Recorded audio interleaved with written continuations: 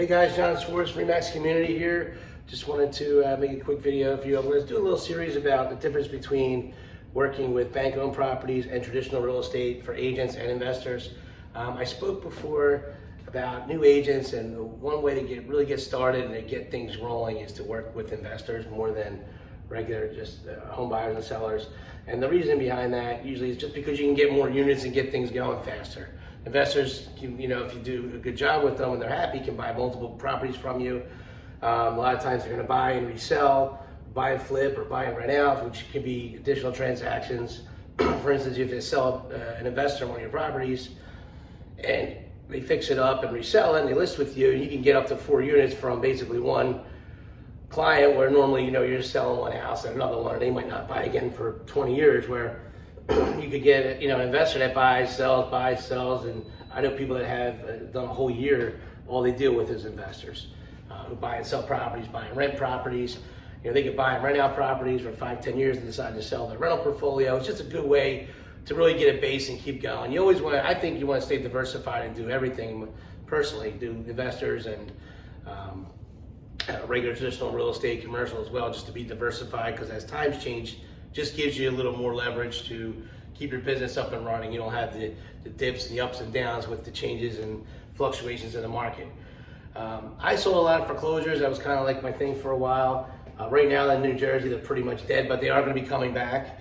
There's a foreclosure moratorium in New Jersey. It started last year with COVID.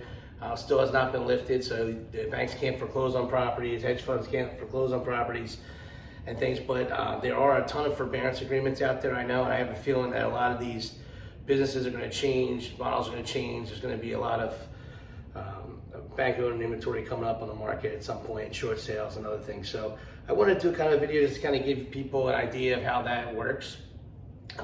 Totally different than traditional real estate.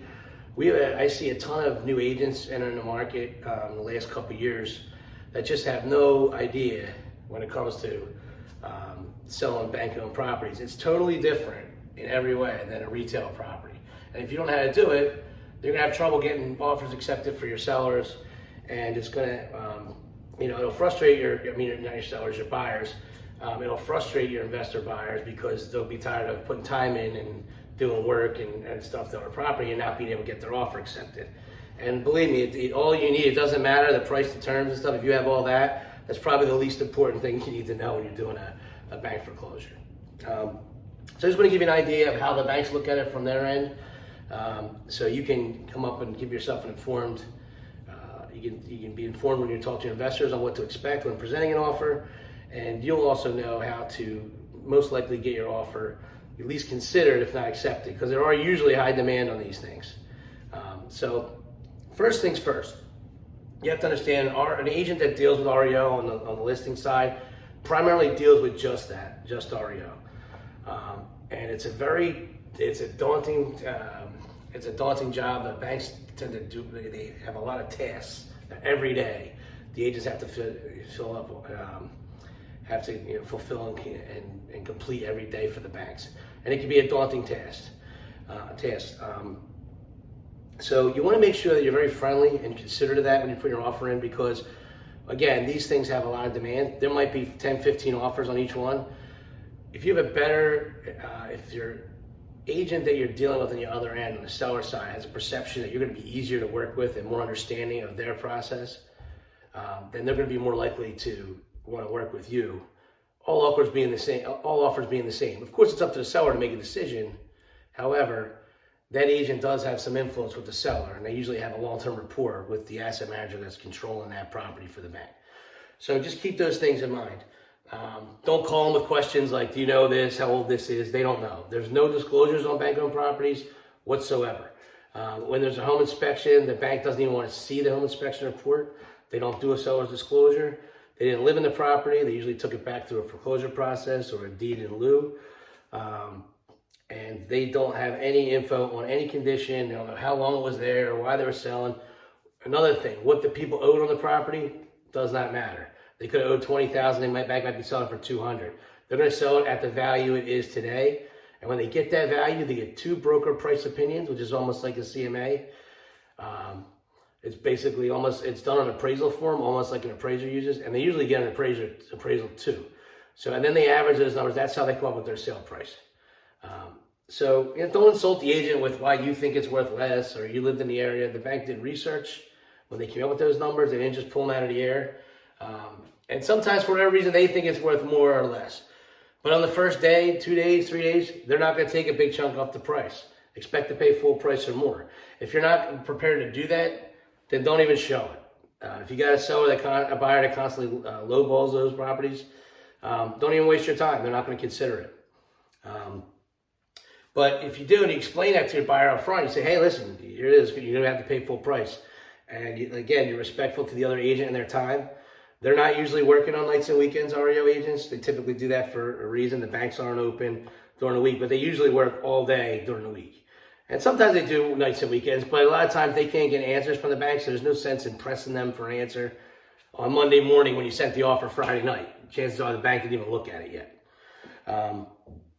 The other thing is a lot of times these offers are sent direct portals, which is good for you as a buyer's agent because you don't have to worry about if anybody play games with your offer because or trust the other agent. A lot of times that they'll go right to the bank themselves and they make their own decisions. So when you do that, you want to make sure the offer is good and clean and correct. In South Jersey, a lot of times it's common practice on our board here, Gloucester Sound, to use a letter of intent offer, which is a proposal to purchase. Everywhere else, pretty much, in the United States, uses a contract. They don't consider it an offer without a buyer's signed contract and an escrow deposit. So I would be prepared to do a full buyer signed contract when you send it. I won't worry about the terms on it or anything because the bank will create their own terms if they accept an offer with a counter addendum. I'll talk about that in the next video. But have a full contract offer signed with a proof of funds no less than 30 days old. They typically will not care. They're typically going to go for the highest net.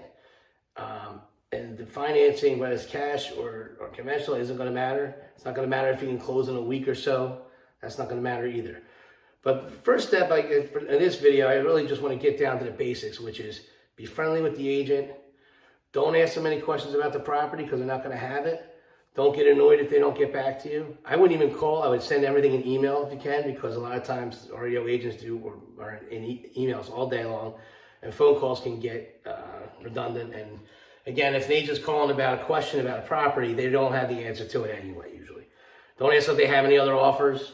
Doesn't matter. I would say if you're interested, get the offer in. Make sure it looks good. Package it so it looks nice. Again, clean. Full signed contract, proof of funds, and a copy of the deposit check. Send it in right away. Like I said, usually they have their own portals they want to upload it to. If you don't know something, best to ask somebody else in your office that may have experience doing it. Ask your broker, or you can even reach out to me. If you have my contact info, I'll be glad to help. But the basic thing is, like I said, it's you're going out on a first date. You want to present that offer well. The bank is going to be more concerned with the thing closing on time and being accurate than they are anything else. So that's your first thing. Make that first impression when you're sending it. I'll be following up with a couple more videos on this topic. Next one is going to be about the price and terms, typically how they work, and what to expect when you get a counter offer from the bank, and going from there. Thanks a lot. Hopefully this is a little bit helpful, a little informative. If you have any questions or anything, again, always reach out to me or you can comment. Thank you very much. Have a great day.